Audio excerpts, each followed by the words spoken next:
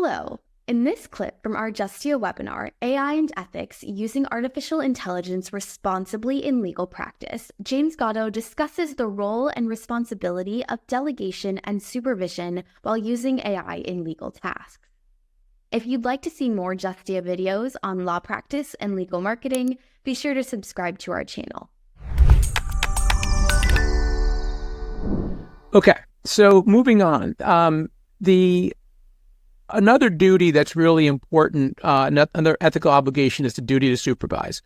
So we're all familiar with the fact that as a lawyer, if you're working with non-lawyers, whether it's your secretaries or other paralegals or other non-lawyer professionals, you're responsible for ensuring that the work they do is ethical and legally proper in many respects, right? That it's accurate, et cetera. You have ultimate responsibility. And there's been plenty of situations outside the AI context where attorneys have faced ethical ramifications for not adequately supervising these non-professionals. In the context of AI, while AI is not a person and is not deemed to have traits of a person, you're responsible for ensuring that if your staff uses AI, you're still responsible for the outcome of that. And I believe also if you are using AI tools, even though it's not a person, you have responsibility for the outcome of using that tool, including the accuracy of the information. As I mentioned earlier, not all these tools produce accurate outputs. And that's been one of the number one things that's led to ethical issues with lawyers using AI to date. And so one of the ways you want to ensure that you can help with ensure the duty of supervision is complied with is I strongly encourage law firms and/or lawyers to develop specific policies, written policies on the use of AI by staff, and ensure that there's adequate training on them so your staff understand the legal issues and where the potential pitfalls are, and that there's a policy to make sure those risks are mitigated. Speaking of sanctions, so many of you are probably familiar because it made the headlines of not just legal publications, but general publications. In the Avianca case, one of the first situations where an attorney was sanctioned for using AI without proper supervision and or understanding how the tool worked. There was an attorney that used an AI tool to do legal research and found that there were some very favorable cases that supported the position that the attorney was looking for.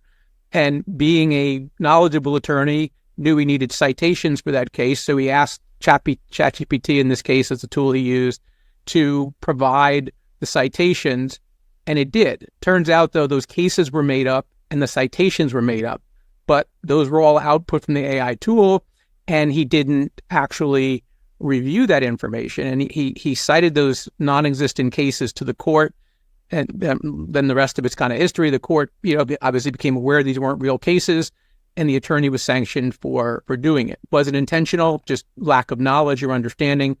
But the court found that was an ethical violation. There was another case where an attorney, in connection with representing a rapper who was appealing a conviction, this arose in connection with the appeal. The lawyer in the underlying case used an AI tool to draft basically the closing arguments. And according to the rapper on the appeal, he said that the attorney, after he hired a new legal team and he moved for a new trial, he said that this lawyer in the underlying case uses AI program to write his closing arguments, and it turned out there were frivolous arguments in there. There was misstatements of facts. There was various things that were omitted that should have been in there. Long story short, there was arguments that the lawyer that had a conflict of interest because he also had a financial stake in the company that built the program that he used, and so these issues kind of arose on the appeal. We've seen cases where There's a case in Southern California where a law firm was sanctioned for submitting a brief that was, as the court found, replete with inaccuracies, and an entire body of law was fabricated. In this case, though, which is interesting, and this is another key takeaway, I think, is that the lawyer kind of owned up to it. The lawyer didn't try to make excuses. The lawyer said, there was a failure here. We own it. We accept responsibility for it. And the judge imposed a sanction of $999, which is significant because at $1,000 or more, there was a reporting obligation to the bar. So, there have been other cases, though, where lawyers have tried to hide the fact that they used AI and the outcome was not valid. In some cases, lawyers submitted a brief and became aware of the misinformation and didn't take it on themselves to notify the court. In other cases, there's been lawyers who have the court has said, hey, these cases don't really exist, and they tried to direct the blame elsewhere instead of accepting the blame where it belonged on the supervising attorney's part. And in those cases, the courts have come down with a little bit more significant penalties. Just one thing of interest here is that there's at least one case, as indicated here, where a pro se applicant used AI in representing themselves, obviously, to the court, and the outputs were,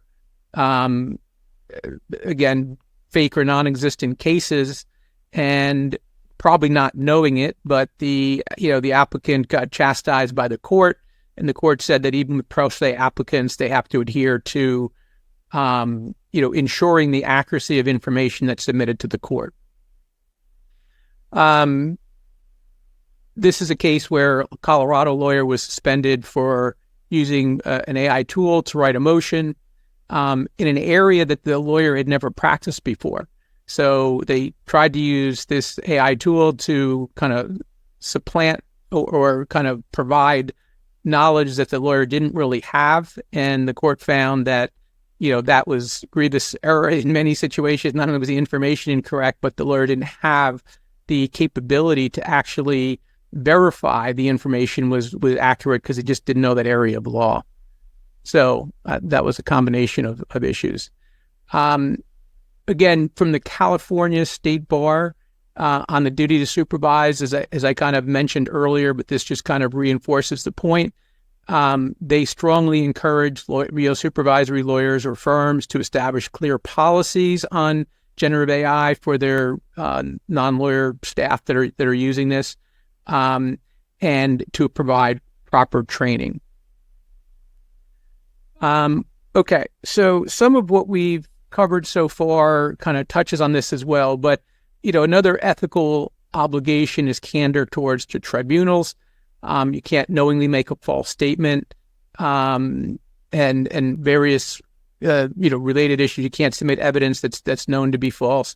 In this whole category, the concept of hallucinations, as I mentioned earlier, and it was kind of brought out in some of these earlier cases, the short of it is you have to fact check the output of AI to make sure that it's accurate. You can't blame the tool for providing wrong information. You're responsible. I don't think we need to say a whole lot more about it, but notwithstanding, I think the clarity of this obligation, as we saw from some of the examples I gave, the majority of the ethical actions that have been taken against lawyers for use of AI improperly are based on the failure to supervise and the failure the failure to check the output to ensure the accuracy. So that should absolutely be like job one when you're using AI, is make sure it's accurate. There's some articles, that I've seen that I think kind of put this in a characterize it in a way that easily understandable, is that the output of AI is not a primary legal source, right? At best, it's a secondary source. And just like with other secondary sources, you wouldn't just rely on it directly, right? You'll go to the underlying information that the source is referring to, whether it's cases or other information you're going to rely on to verify it. You need to do the same thing here. Okay, so this is all pretty clear. let's go to the next topic, which is kind of the client relations issues. It implicates two ethical obligations at a minimum. One is the duty to communicate, and the other is reasonableness of fees with clients. So on the duty to communicate, there is, I think at this point, perhaps some debate still on whether or not you have a affirmative obligation to tell a client you're using AI. Certainly if a client asks, you have to give them an honest answer. Certainly in some cases, there are clients that have taken the initiative and in provided information to their firms saying, we don't permit you to use AI. I think there's a smaller number of firms, of clients that kind of take that approach now, but that had been an approach. And so obviously you must take client direction. There's no, I think, real debate about that. But I think where the kind of the open question is do you have to tell a client you're using AI? I think the better practice is, when in doubt, communicate with your client. If they don't have a problem, it won't be a problem. If they have a problem, it's better to know before you use it than to use it and find out afterwards that there's a problem. We see this with other technologies. You don't necessarily tell a client about every piece of technology you're using. But again, I think the reason that this issue arises here is that there's issues with generative AI, particularly generative AI, that may arise that go beyond what some of the traditional issues are. So I think that, it's better if there's a concern to raise it with a client. Okay. And there's certain situations where there may be some risks in using AI, but there may be great efficiencies in using it. So for example, if you're going to use AI for a document review, what if the AI tool misses something in the document review? If you have a conversation with the client ahead of time and tell them you're proposing to use this tool, here's what the tool is, here's the pros and cons with the tool, and that there may be some risks, but here's the cost savings. If the client agrees and decides to all that with full disclosure up front, that may help protect you if something does get missed.